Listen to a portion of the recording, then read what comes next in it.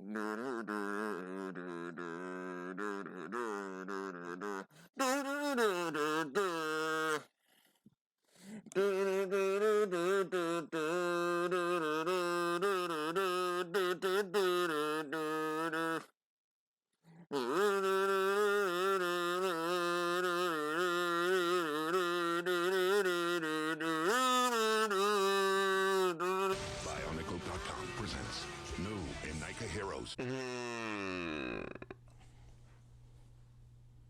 So the original commercial had All-American Rejects Move Along playing, but I didn't want to get a full-on copyright, so yeah. Hey, can y'all just play? Yeah, play the original. Play the normal intro. Yeah. Thank you. Yeah.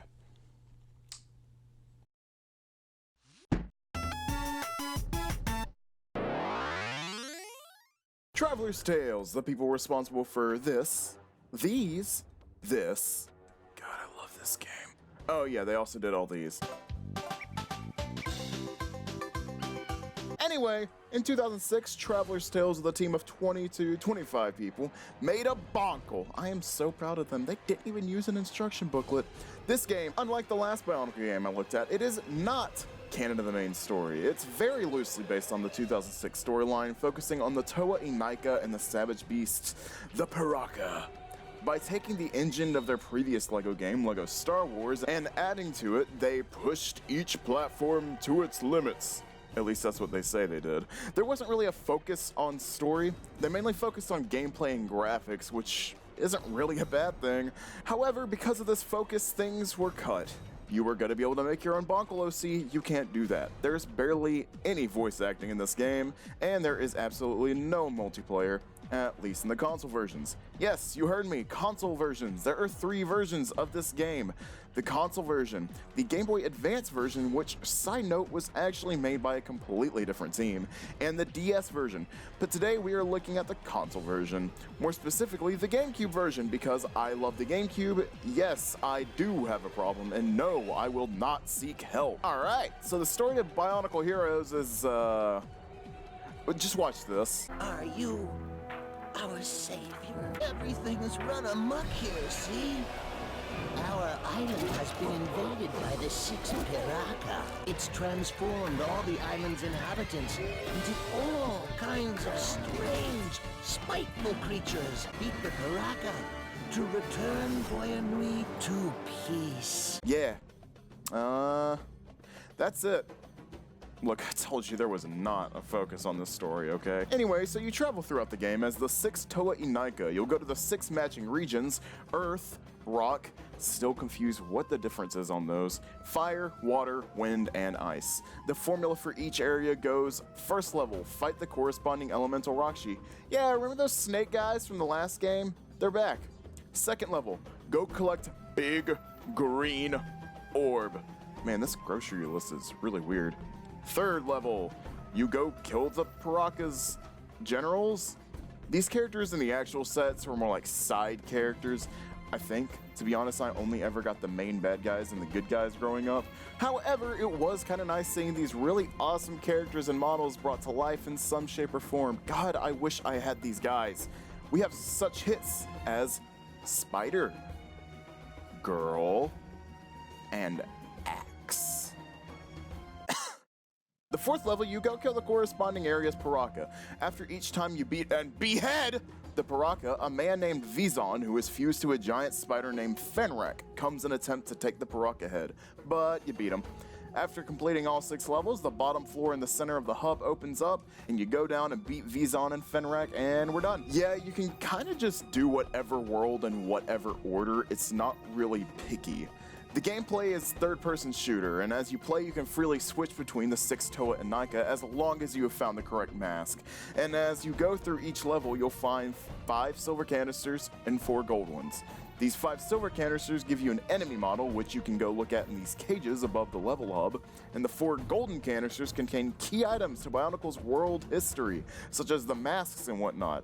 Each time you beat a world's Paraka, you unlock them to play as in that world, which allows you to get up to more areas. However, once you beat the final boss Vizon, you play as him instead of the Paraka.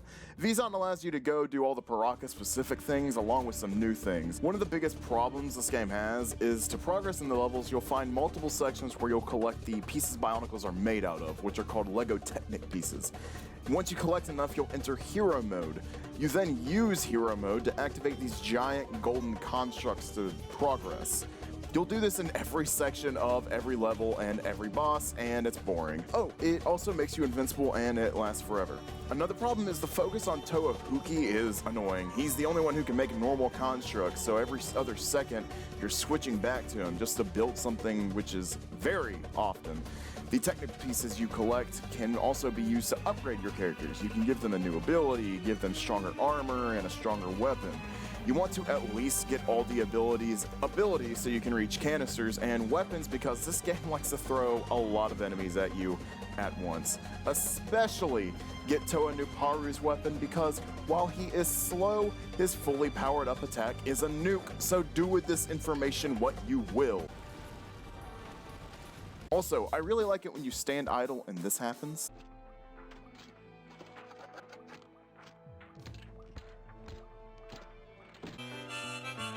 One of the weirder parts of Bionicle Heroes is once you beat a Paraka, they show up in this place called the Paraka Playground. So you behead them, resurrect them, and then take them captive. Also, this place is boring and nothing's here. However, we can fix that.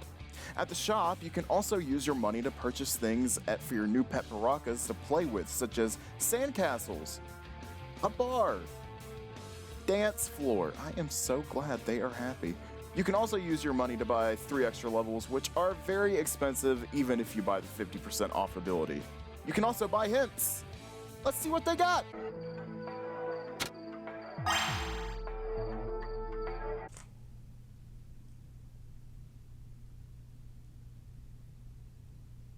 Graphics-wise, I personally don't think they look bad. Very of the era, and I'm here for it. The music is way better than the music from the other Bionicle game.